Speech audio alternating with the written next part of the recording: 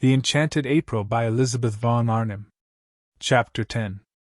There was no way of getting into or out of the top garden at San Salvatore except through the two glass doors, unfortunately side by side, of the dining room and the hall. A person in the garden who wished to escape unseen could not, for the person to be escaped from could be met on the way. It was a small, oblong garden, and concealment was impossible. What trees there were! The Judas tree, the tamarisk, the umbrella pine grew close to the low parapets. Rose bushes gave no real cover, one step to right or left of them, and the person wishing to be private was discovered. Only the northwest corner was a little place jutting out from the great wall, a kind of excrescence or loop, no doubt used in the old distrustful days for observation, where it was possible to sit really unseen, because between it and the house was a thick clump of daphne. Scrap, after glancing round to see that no one was looking, got up and carried her chair into this place, stealing away as carefully on tiptoe as those steal whose purpose is sin. There was another excrescence on the walls just like it at the northeast corner, but this, though the view from it was almost more beautiful, for from it you could see the bay and the lovely mountains behind Mezzago, was exposed. No bushes grew near it, nor had it any shade. The northwest loop then was where she would sit, and she settled into it, and nestling her head in her cushion and putting her feet comfortably on the parapet, from whence they appeared to the villagers on the piazza below as two white doves, thought that now indeed she would be safe. Mrs. Fisher found her there, guided by the smell of her cigarette. The incautious Scrap had not thought of that. Mrs. Fisher did not smoke herself, and all the more distinctly could she smell the smoke of others. The virile smell met her directly she went out into the garden from the dining room after lunch in order to have her coffee. She had bidden Francesca set the coffee in the shade of the house just outside the glass door, and when Mrs. Wilkins, seeing a table being carried there, reminded her, very officiously and tactlessly, Mrs. Fisher considered that Lady Caroline wanted to be alone, she retorted, and with what propriety, that the garden was for everybody. Into it accordingly she went, and was immediately aware that Lady Caroline was smoking. She said to herself, "These modern young women," and proceeded to find her, her stick, now that lunch was over, being no longer the hindrance to action that it was before her meal had been securely, as Browning once said. Surely it was Browning? Yes, she remembered how much diverted she had been roped in. Nobody diverted her now, reflected Mrs. Fisher, making straight for the clump of daphne. The world had grown very dull, and had entirely lost its sense of humor. Probably they still had their jokes, these people. In fact she knew they did, for punch still went on. But how differently it went on, and what jokes! Thackeray, in his inimitable way, would have made mincemeat of this generation. Of how much it needed the tonic properties of that astringent pen it was of course unaware. It no longer even held him, at least, so she had been informed, in any particular esteem. Well, she could not give it eyes to see and ears to hear and a heart to understand, but she could and would give it, represented and united in the form of Lady Caroline, a good dose of honest medicine. "I hear you are not well," she said, standing in the narrow entrance of the loop and looking down with the inflexible face of one who is determined to do good at the motionless and apparently sleeping Scrap. Mrs. Fisher had a deep voice, very like a man's, for she had been overtaken by that strange masculinity that sometimes pursues a woman during the last lapse of her life. Scrap tried to pretend that she was asleep, but if she had been, her cigarette would not have been held in her fingers but would have been lying on the ground. She forgot this. Mrs. Fisher did not, and coming inside the loop, sat down on a narrow stone seat built out of the wall. For a little she could sit on it, for a little, till the chill began to penetrate. She contemplated the figure before her. Undoubtedly a pretty creature, and one that would have had a success at Farringford. Strange how easily even the greatest men were moved by exteriors. She had seen with her own eyes Tennyson turn away from everybody, turn, positively, his back on a crowd of eminent people assembled to do him honor, and withdraw to the window with a young person nobody had ever heard of, who had been brought there by accident and whose one and only merit, if it be a merit, that which is conferred by chance, was beauty. Beauty! All over before you can turn round. An affair, one might almost say, of minutes. Well, while it lasted it did seem able to do what it liked with men. Even husbands were not immune. There had been passages in the life of Mr. Fisher. "I expect the journey has upset you," she said in her deep voice. "What you want is a good dose of some simple medicine. I shall ask Domenico if there is such a thing in the village as castor oil." Scrap opened her eyes and looked straight at Mrs. Fisher. "Ah," said Mrs. Fisher, "I knew you were not asleep. If you had been, you would have let your cigarette fall to the ground." "Waste," said Mrs. Fisher. "I don't like smoking for women, but I still less like waste. What does one do with people like this?" Scrap asked herself, her eyes fixed on Mrs. Fisher in what felt to her an indignant stare but appeared to Mrs. Fisher as really charming docility. "Now you'll take my advice," said Mrs. Fisher, touched, "and not neglect what may very well turn into an illness. We are in Italy, you know, and one has to be careful. You ought, to begin with, to go to bed." "I never go to bed," snapped Scrap, and it sounded as moving, as forlorn, as that line spoken years and years ago by an actress playing the part of Poor Joe in dramatized version of Bleak House. "I'm always moving on," said Poor Joe in this play, urged to do so by a policeman, and Mrs. Fisher, then a girl, had laid her head on the red velvet parapet of the front row of the dress circle, and wept aloud. It was wonderful, Scrap's voice. It had given her, in the 10 years since she came out, all the triumphs that intelligence and wit can have, because it made whatever she said seem memorable. She ought, with a throat formation like that, to have been a singer, but in every kind of music Scrap was dumb except this one music of the speaking voice. And what a fascination, what a spell lay in that! Such was the liveliness of her face and the beauty of her coloring that there was not a man into whose eyes at the sight of her there did not leap a flame of intensest interest. But when he heard her voice, the flame in that man's eyes was caught and fixed. It was the same with every man, educated and uneducated, old, young, desirable themselves or undesirable, men of her own world and bus conductors, generals and Tommies. During the war she had had a perplexing time. Bishops equally with vergers round about her confirmation. Startling occurrences had taken place, wholesome and unwholesome, rich and penniless, brilliant or idiotic. And it made no difference at all what they were, or how long and securely married, into the eyes of every one of them. When they saw her, leapt this flame, and when they heard her it stayed there. Scrap had had enough of this look. It only led to difficulties. At first it had delighted her. She had been excited, triumphant. To be apparently incapable of doing or saying the wrong thing, to be applauded, listened to, petted, adored wherever she went, and when she came home to find nothing there either but the most indulgent proud fondness, why, how extremely pleasant. And so easy, too. No preparation necessary for this achievement, no hard work, nothing to learn. She need take no trouble. She had only to appear, and presently say something. But gradually experiences gathered round her. After all, she had to take trouble, she had to make efforts, because, she discovered with astonishment and rage, she had to defend herself. That look, that leaping look, meant that she was going to be grabbed at.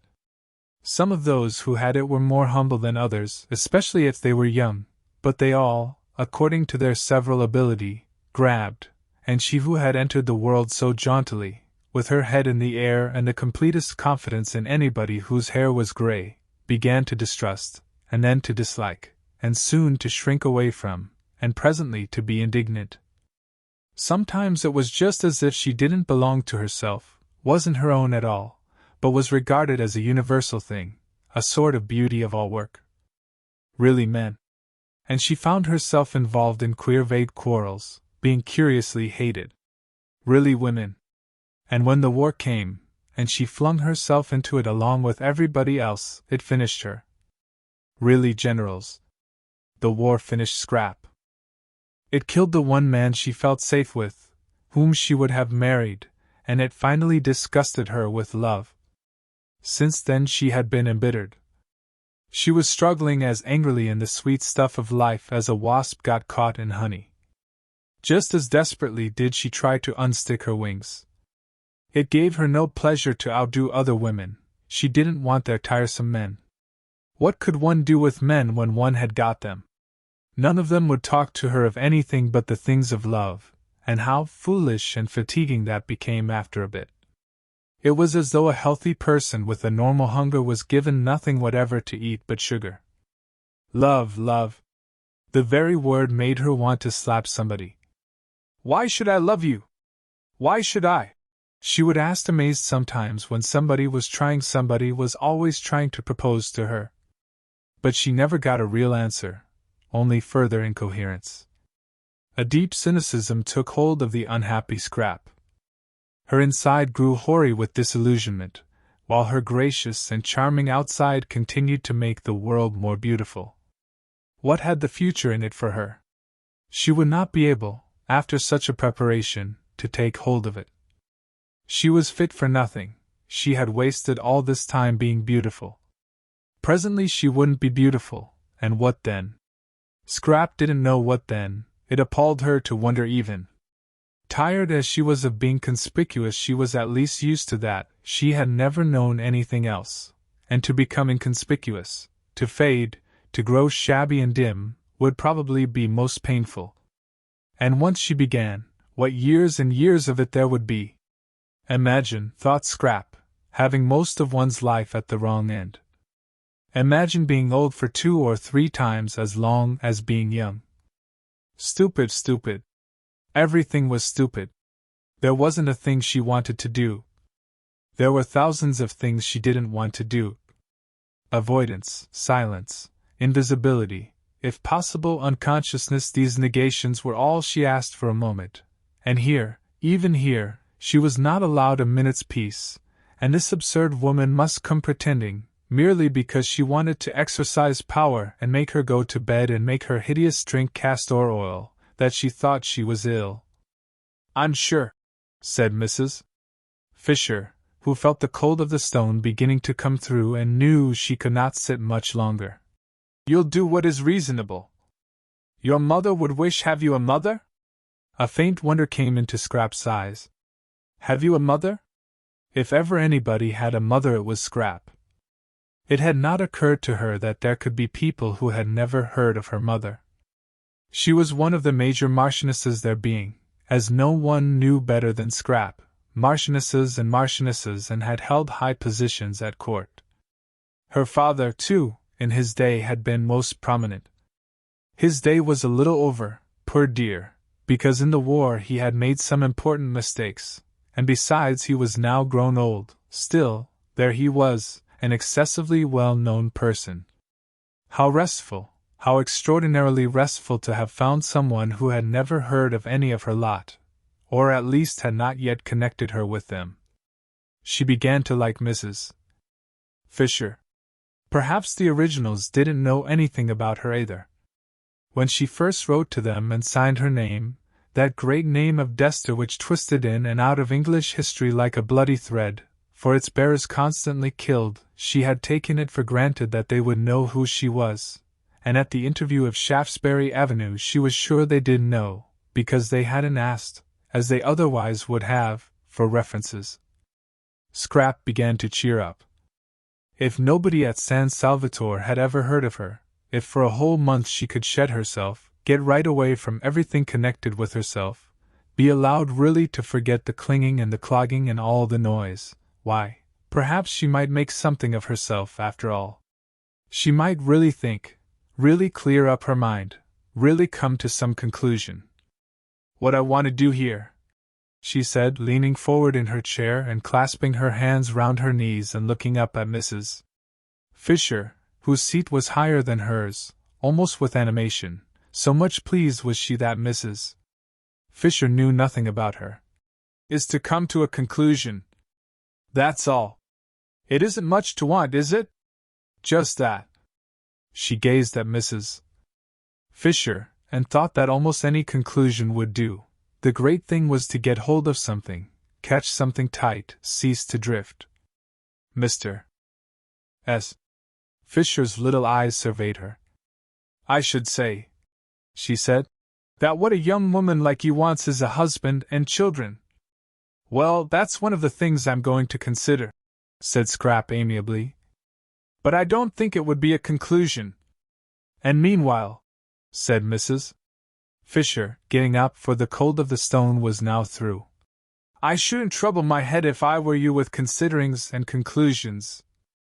Women's heads weren't made for thinking, I assure you. I should go to bed and get well. I am well, said Scrap. Then why did you send a message that you were ill? I didn't. Then I've had all the trouble of coming out here for nothing. But wouldn't you prefer coming out and finding me well than coming out and finding me ill? Asked Scrap, smiling. Even Mrs. Fisher was caught by the smile. Well, you're a pretty creature, she said forgivingly. It's a pity you weren't born 50 years ago. My friends would have liked looking at you. I'm very glad I wasn't, said Scrap. I dislike being looked at. Absurd, said Mrs. Fisher, growing stern again. That's what you are made for, young women like you. For what else, pray? And I assure you that if my friends had looked at you, you would have been looked at by some very great people. I dislike very great people, said Scrap, frowning. There had been an incident quite recently, really potentates. What I dislike, said Mrs. Fisher, now as cold as that stone she had got up from, is the pose of the modern young woman. It seems to me pitiful, positively pitiful, in its silliness. And, her stick crunching the pebbles, she walked away. That's all right, Scrap said to herself, dropping back into her comfortable position with her head in the cushion and her feet on the parapet. If only people would go away, she didn't in the least mind why they went. Don't you think darling Scrap is growing a little, just a little, peculiar? Her mother had asked her father a short time before that latest peculiarity of the flight to San Salvatore, uncomfortably struck by the very odd things Scrap said and the way she had taken to slinking out of reach whenever she could and avoiding everybody except such a sign of age, quite young men, almost boys. Eh? What? Peculiar? Well, let her be peculiar if she likes. A woman with her looks can be any damned thing she pleases, was the infatuated answer. I do let her, said her mother meekly, and indeed if she did not, what difference would it make? Mrs. Fisher was sorry she had bothered about Lady Caroline. She went along the hall towards her private sitting room, and her stick as she went struck the stone floor with a vigor in harmony with her feelings. Sheer silliness, these poses. She had no patience with them. Unable to be or do anything of themselves, the young of the present generation tried to achieve a reputation for cleverness by decrying all that was obviously great and obviously good and by praising everything, however obviously bad, that was different. Apes, thought Mrs. Fisher, roused. Apes. Apes. And in her sitting room she found more apes, or what seemed to her in her present mood more, for there was Mrs. Arbuthnot placidly drinking coffee, while at the writing table she already looked upon as sacred, using her own pen brought for her hand alone from Prince of Wales Terrace, sat Mrs. Wilkins writing, at the table, in her room, with her pen. Isn't this a delightful place? Said Mrs. Arbuthnot cordially. We have just discovered it. I'm writing to Mellersh, said Mrs. Wilkins, turning her head and also cordially as though Mrs. Fisher thought she cared a straw who she was writing to and anyhow knew who the person she called Mellersh was. He'll want to know, said Mrs. Wilkins, optimism induced by her surroundings, that I've got here safely.